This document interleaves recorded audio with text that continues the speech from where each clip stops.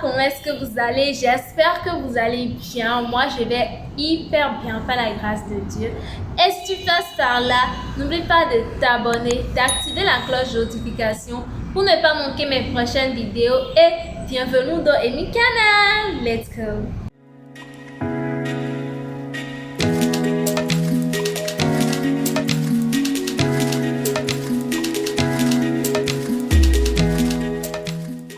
Je ne fais que parler tout le temps des repas, petit déjeuner, déjeuner et dîner. Qu'est-ce que c'est concrètement qu'un petit déjeuner, qu'un déjeuner et qu'un dîner? J'ai décidé de faire trois parties de cette vidéo-là. La première partie pour parler des petits déjeuners, la deuxième partie va être déjeuner et puis la troisième partie pour le dîner.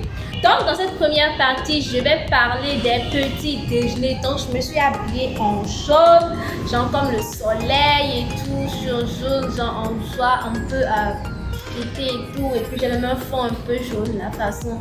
Donc let's go! C'est quoi concrètement le petit déjeuner? Le petit déjeuner, c'est le premier repas de la journée qui est constitué le plus souvent de café, thé, lait, œufs, pain, tartines, yaourt, jus de fruits, céréales, saucisses, bacon, etc. Moi, je suis pas trop fan d'un petit déjeuner totalement sucré ou bien totalement salé. Il faut savoir équilibrer. Un peu de sucré et puis de salé. Je vais vous donner un petit exemple de petit déjeuner équilibré. Des œufs, du pain, du thé et puis un fruit. Un ou plusieurs fruits. L'œuf parce qu'il favorise la production de la dopamine afin de stimuler le réveil. Pour le pain, je vous conseillerais le pain au levain ou au flocon d'avoine.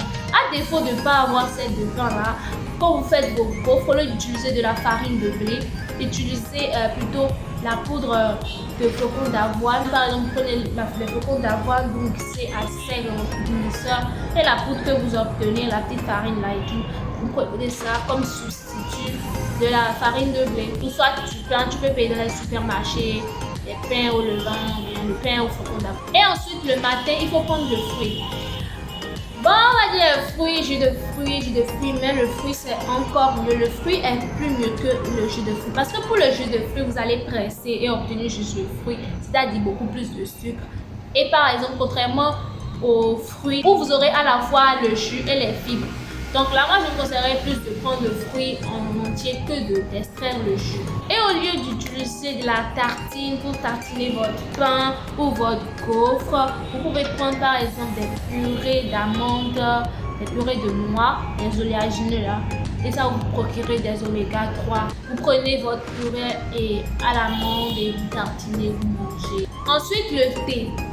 Moi, je préfère plus le thé que le café. Vous connaissez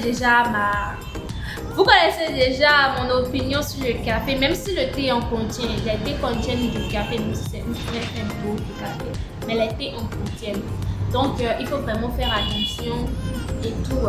Et dans votre thé ou bien dans votre café, ne rajoutez pas de sucre, s'il vous plaît, parce que dans notre alimentation, nous consommons déjà assez de sucre. Le sucre n'est pas bien, qu'il nous rapporte déjà assez de problèmes et puis encore rajouter du sucre dans notre alimentation, même si de temps en temps même j'en rajoute, mais c'est pas l'idéal.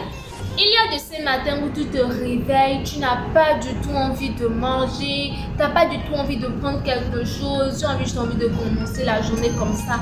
Eh bien, ne te force pas. Ne te force pas du tout. Le repas du matin n'est pas forcément obligatoire, n'est pas une obligation extrême pour toi. Si tu ne sens pas l'envie d'en consommer, ne prends pas. Mais il faut compenser en mangeant équilibré dans la journée et surtout ne pas grignoter. Et puis ce temps-là que tu vas laisser ne pas manger, ça va constituer un temps de repos pour la digestion qui en demande soin.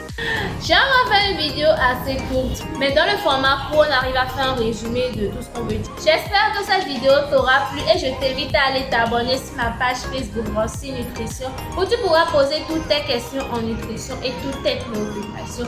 Et surtout, n'oublie pas de t'abonner, d'activer la cloche de notification pour ne pas manquer mes prochaines vidéos. Bye bye!